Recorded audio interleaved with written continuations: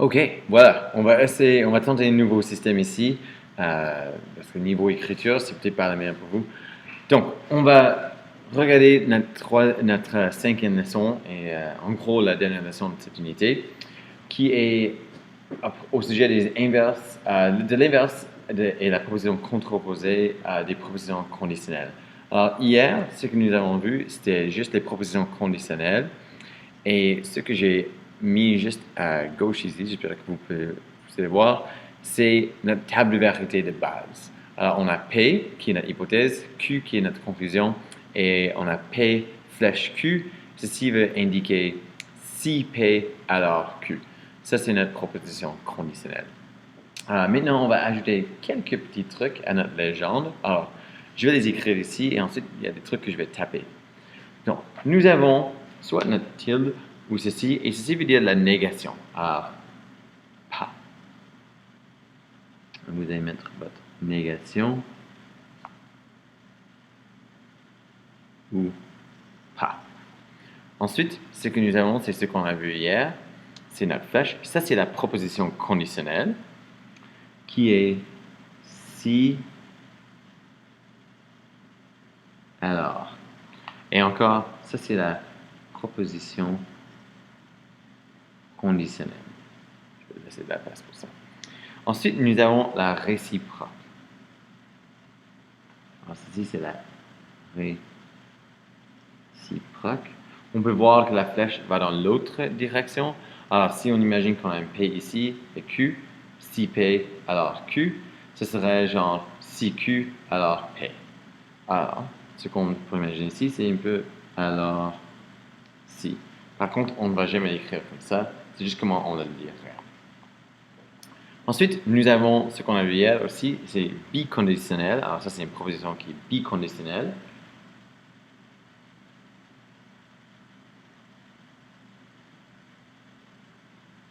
Ceci est le cas où on peut dire P si et seulement si Q.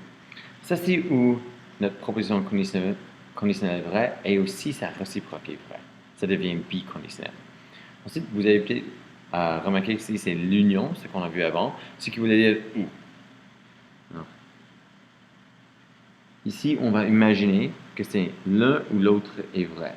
Soit notre hypothèse est vraie, soit la conclusion est vraie. Alors, l'une ou l'autre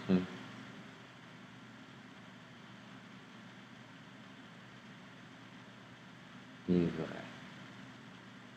Et si nous avons l'intersection qui est et, alors, les deux doivent être vrais. Pour que ceci soit vrai, les deux doivent être vrais. Alors, l'hypothèse et la conclusion.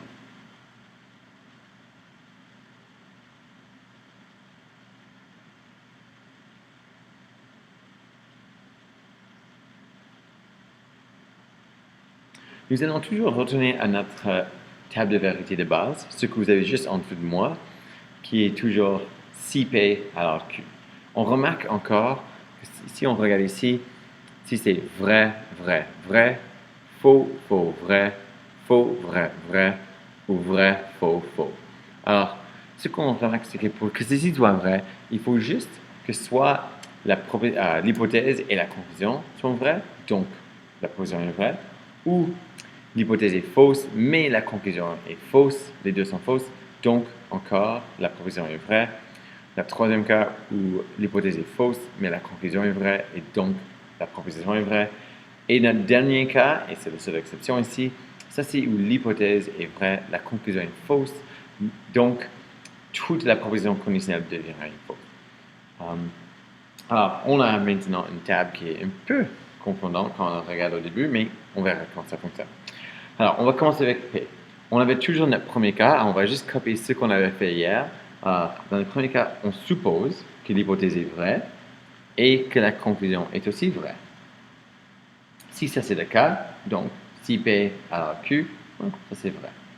On va prendre le deuxième cas, et ça c'est où on suppose que la proposition est fausse, on suppose aussi que la conclusion est fausse, Mais comme on a vu hier, ceci veut dire que notre proposition est quand même vraie. Notre troisième cas, et ça c'est où notre hypothèse est fausse, mais notre conclusion est vraie. Encore, la proposition est vraie. Et le quatrième cas, et la seule exception, c'est que notre hypothèse est vraie, mais notre conclusion est fausse. Donc, toute la proposition est fausse. Et on peut voir que c'est F, F. So, V, F, F. C'est dans cet ordre-là. Je remarque que c'est VV, FF, FV, VF. On a les quatre possibilités. Pour le reste de notre table de vérité, on va toujours se baser sur cette table-là. Ça, c'est notre table de base. Right? Maintenant, si on dit ceci, ça, c'est la négation. Alors, en gros, c'est pas P. Donc, on regarde P. Si P est vrai, donc pas P sera faux. Si P est faux, pas P sera vrai. Encore, et c'est la même chose. Alors, pour décider de ça, on a juste besoin de regarder nos P. Alors, ici, on va faire la même chose, mais avec Q. Alors, on regarde notre Q, alors pas Q, et on va regarder pas Q. Ici, Q était vrai, donc pas Q, la négation, c'est fausse. Ici, Q était fausse, donc la négation de ça, c'est vrai. Et on continue comme ça. Maintenant, on va toujours revenir à notre table de base, qui est encore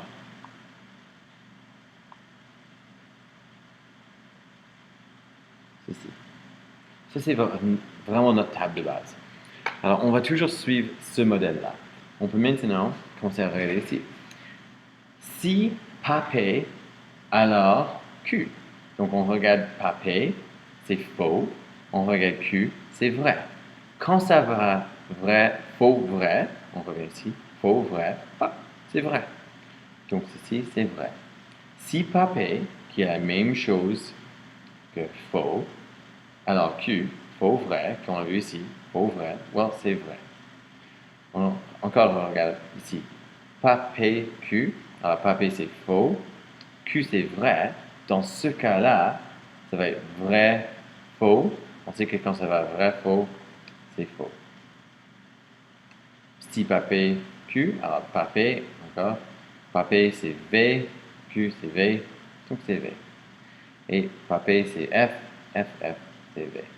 Donc, on peut remarquer encore que quand on a ceci, quand c'est une position conditionnelle qui suit cette flèche, on remarque juste que si le dernier, si la conclusion est fausse, mais notre hypothèse était vraie, comme on a vu ici, fausse, vrai, c'est faux. Mais maintenant, on fait la même chose. On avait, pardon, vrai, fausse. Vrai, fausse, c'est faux. On va chercher l'équivalent ici, où c'était vrai, faux, donc c'est faux. On continue. Si P, alors pas Q. Donc on regarde juste notre P et notre pas Q. Vrai, faux. Well, quand c'est vrai, faux, ceci est faux. Maintenant, faux, vrai, c'est vrai. Faux, faux, ça c'est vrai. Et vrai, vrai, ça c'est vrai. Ici, maintenant c'est où. Il faut juste qu'un des deux soit vrai pour que ce soit vrai. Alors, soit P est vrai ou Q est vrai. On va P et Q. Voilà, les deux sont vrais, c'est bon. Faux et faux, aucun n'est vrai. Dommage. Alors, ça c'est faux. Ah, on voit que faux, vrai, un des deux est vrai, alors c'est vrai. Et vrai, faux, un des deux est vrai, alors c'est vrai. Ensuite, on a P et Q. Ici, les deux doivent être vrais pour que ce soit vrai. Alors, P et Q, P est vrai, Q est vrai, donc c'est vrai. Alors, les deux sont faux, donc c'est faux. Faux, vrai, donc c'est faux. Et vrai, faux, c'est faux. Parce que dans ce cas-là, les deux avaient besoin d'être vrais. Et notre dernier exemple qu'on a, c'est P ou pas Q. Alors, on va à P, on va à pas Q. Comme c'est ou, il faut juste qu'un des deux soit vrai. Soit vrai, faux. Un des deux est vrai, c'est vrai. Faux, vrai, c'est vrai. Faux, faux, là c'est faux. Et finalement, vrai, vrai, c'est vrai. Alors, c'est une manière de remplir une table de vérité. Vous verrez qu'on vous donnera plusieurs questions, on va changer l'ordre de la flèche, tout ça. Mais il faut juste toujours vous en souvenir de ceci. Ça, c'est notre table de vérité de base. Et aussi comprendre que notre U ici veut dire ou, alors soit l'un, soit l'autre, et notre intersection veut dire et, les deux en même temps. OK, maintenant, un peu de vocabulaire. Alors, je vais taper des choses. Alors, vous devrez avoir l'inverse. On va parler du mot inverse. So, ça, c'est la proposition formulée par la négation.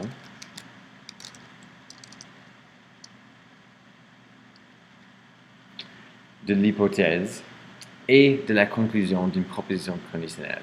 Par exemple, l'inverse de la proposition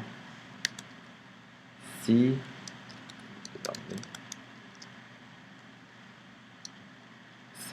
un nombre est pair, alors il est divisible par 2.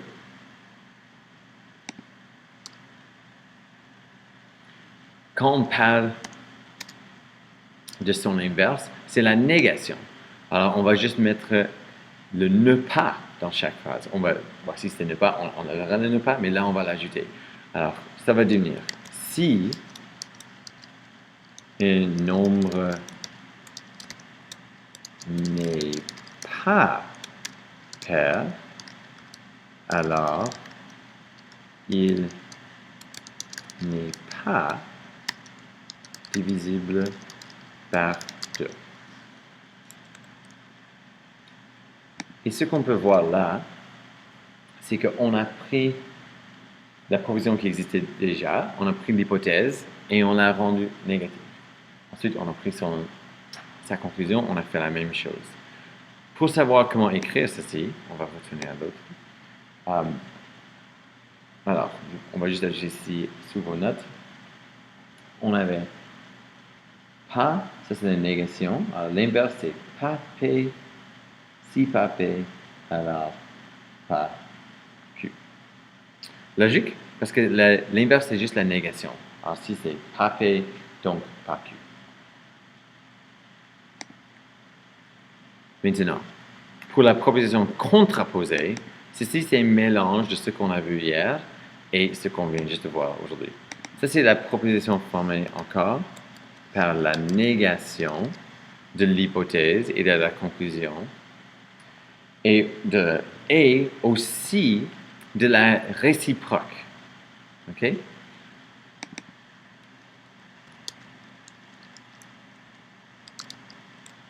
Alors, on va prendre la réciproque, ce qu'on a vu hier. Ça, c'est où on change l'ordre. Au lieu d'aller hypothèse-conclusion, ça va conclusion-hypothèse. Et maintenant, on va changer l'ordre en flip et on va aussi faire le reverse de son signe. En gros, c'est la négation.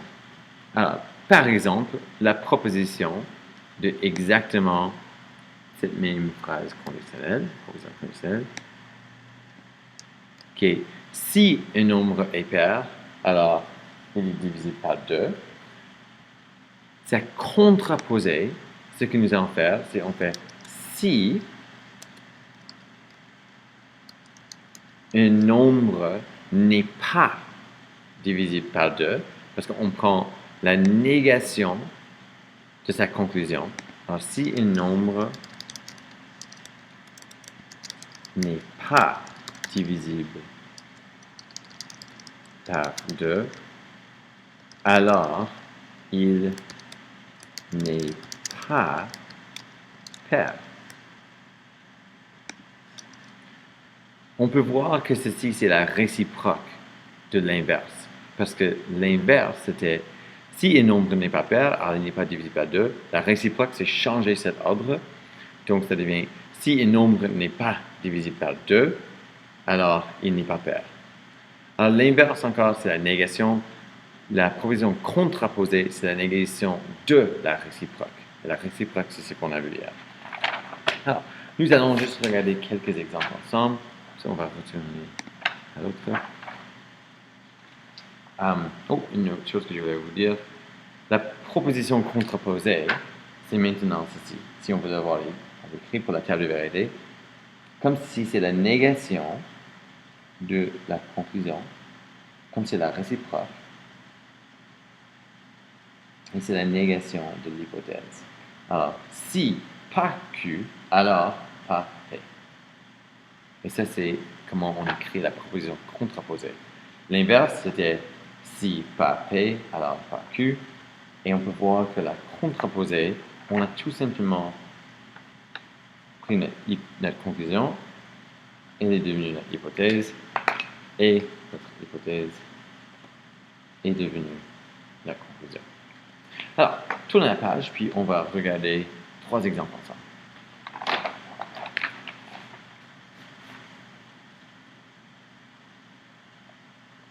L'exemple numéro 1, on va étudier une proposition conditionnelle. Alors, si nous sommes le 29 février, alors c'est une année bissextile. L'année bissextile, c'est là où on a un jour extra, c'est là où on a le 29 février. C'est tous les 4 ans, sauf si l'année est divisée par 200. Alors, bissextile pour nous, je pense qu'en anglais on dit leap year. On va vérifier la proposition ou réfuter-la par un contre-exemple. Comment est-ce qu'on peut vérifier ceci? Well, on va parler de P. P, c'est ici. Ça, c'est l'hypothèse. On va parler de notre Q, qui est la conclusion. Puis on verra si P, alors Q. Donc, ce que nous avons besoin de faire ici, on a besoin de regarder l'hypothèse et on va juste imaginer que c'est vrai. On va supposer que c'est vrai. En supposant que c'est vrai, si nous sommes le 29 février, dans ce cas-là, ça doit être une année bissextile. Parce qu'il n'y a pas de 29 février dans les autres années, que dans les années bissextiles. Donc, ceci est vrai. Si on revient à notre table de valeurs de base, si notre P est vrai et notre Q est vrai, si P alors Q, bon, ça c'est vrai aussi. Et encore, la table de vérité de base, c'est juste en dessous de moi, dans la vidéo. Maintenant, vérifie l'inverse, où on va être réfuté par un contre-exemple. Donc, l'inverse, un petit rappel, c'est la négation.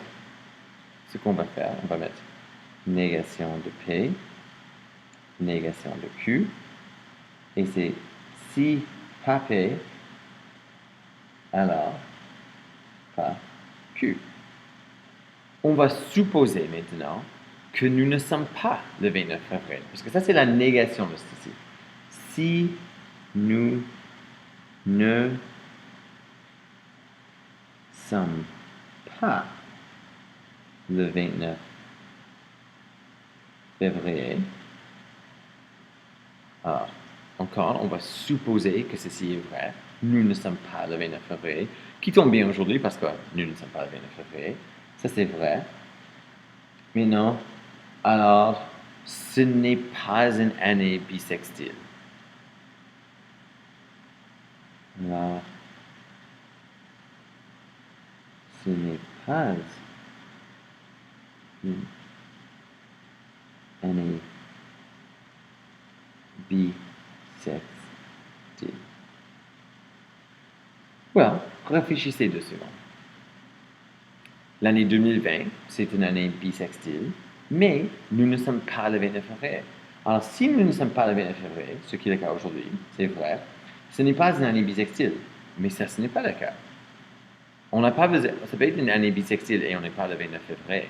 On pourrait être un des 365 autres jours qui existent dans une année bissextile. Alors, la conclusion est fausse. Maintenant, on se souvient de notre table de vérité de base.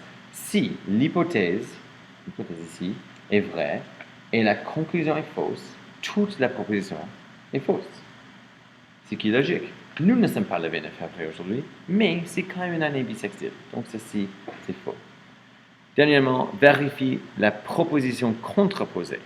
Un petit rappel pour la proposition contraposée. Je vais mettre ceci là. Je vais quand même mettre pas P et pas Q.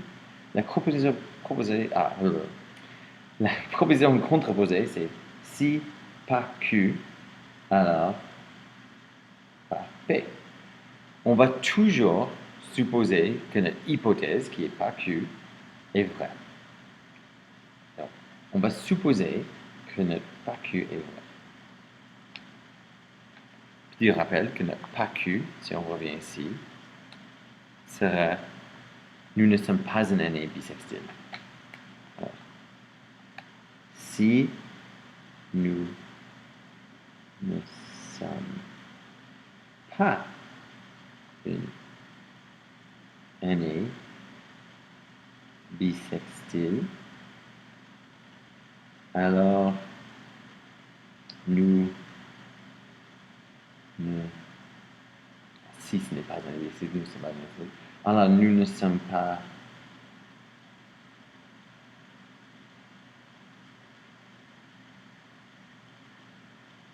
le 29 février. Alors, on va supposer que notre hypothèse, qui est ici, est vraie. Nous ne sommes pas une année bissextile. Si ce n'est pas une année bissextile, c'est... Would you be able to call me on in my office, please? Thanks. Bye-bye. Alors, si nous ne sommes pas une année bissextile, ceci veut dire que ce sera impossible d'être le 29 février. Donc, si nous ne sommes pas une année bissextile, ça c'est vrai, nous ne sommes pas le 29 février, ceci doit aussi être vrai. D'accord? Si notre hypothèse est vraie et notre conclusion est vraie, toute la proposition est vraie. Ok, on va tourner la page, puis on va juste essayer deux autres questions. Alors, on va examiner la relation entre une proposition conditionnelle et sa proposition contraposée. Alors, ça, c'est la négative réciproque. Étudie la proposition conditionnelle suivante. Si un nombre est un multiple de 10, okay, alors c'est un multiple de 5. Je vais juste dessiner quelque chose ici, 2 secondes.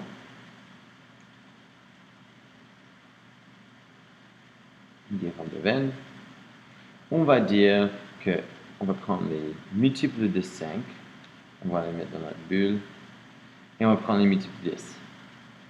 On avait déjà fait ça ensemble. Alors, le multiple de 5, qui est 5, le multiple de 10, qui est aussi un multiple de 5, c'est 10. Ensuite, on a 15, 20, 25, 30, 35, 40, et on commence à voir comment ceci fonctionne. Donc, on va formuler la proposition contraposée ici. Alors, contraposée, on prend notre conclusion et on va le mettre à la forme négative. Alors, si un nombre n'est pas un multiple de 5, alors ici on va regarder, ce n'est pas un multiple de 10.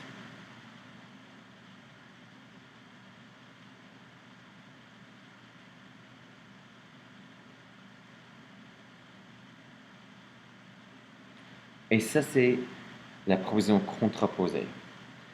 On peut vérifier si la proposition conditionnelle qu'on a commencé avec et la proposition contraposée sont vraies.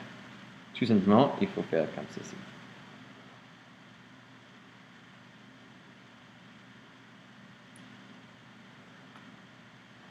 Donc, on va avoir P et Q.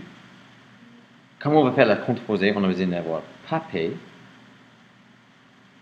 donc pas Q. Pour vérifier la proposition conditionnelle, on a besoin d'avoir si P, alors Q. Et pour vérifier la proposition contraposée, on a besoin d'avoir si pas Q, alors pas P. Toujours, on va supposer que notre hypothèse est vraie. Si un nombre est multiple de 10, ça c'est vrai, alors c'est un multiple de 5. Ça c'est multiple de 10, c'est aussi multiple de 5. Multiple de 10, aussi multiple de 5, et on voit que c'est vrai. Donc, comme on a déjà vu, si P alors Q, vrai, notre proposition est vraie. Mais dans la négation de P, so pas P était vrai, so l'inverse de ça, c'est pas vrai, c'est faux. la négation de Q, alors Q était vrai, donc l'inverse, c'est faux. Et on va maintenant regarder. Si F, parce que c'est divisé par si par Q, qui est faux, alors par P, qui est faux. Si on retourne la table de vérité, qui est toujours là, faux devient vrai. La raison pour ça, c'est que si un nombre n'est pas un multiple de 5, on a tous ces multiples de 5, alors ce n'est pas un multiple de 10. C'est vrai. Tous les multiples de 10 font partie des multiples de 5. Alors ceci est vrai. Dernier exemple.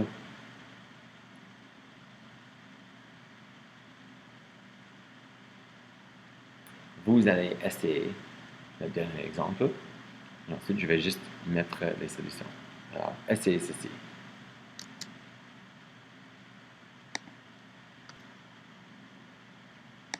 Puis, on va maintenant vérifier. Alors, écrire la réciproque de cette proposition. La réciproque, c'est juste où on change l'ordre de l'hypothèse de la conclusion. Alors, notre proposition conditionnelle, c'est si une couleur rouge est jaune ou bleu, alors elle est primaire. Ce qu'on fait, si on change l'ordre, ça devient si une couleur est primaire, alors elle est rouge, jaune ou bleu. Écrire l'inverse de la proposition originale, la proposition qu'on vous a donnée au début. So, l'inverse, c'est la négation. Si une couleur n'est pas rouge, jaune ou bleu, alors elle n'est pas primaire. Vérifie si la réciproque et l'inverse sont vraies.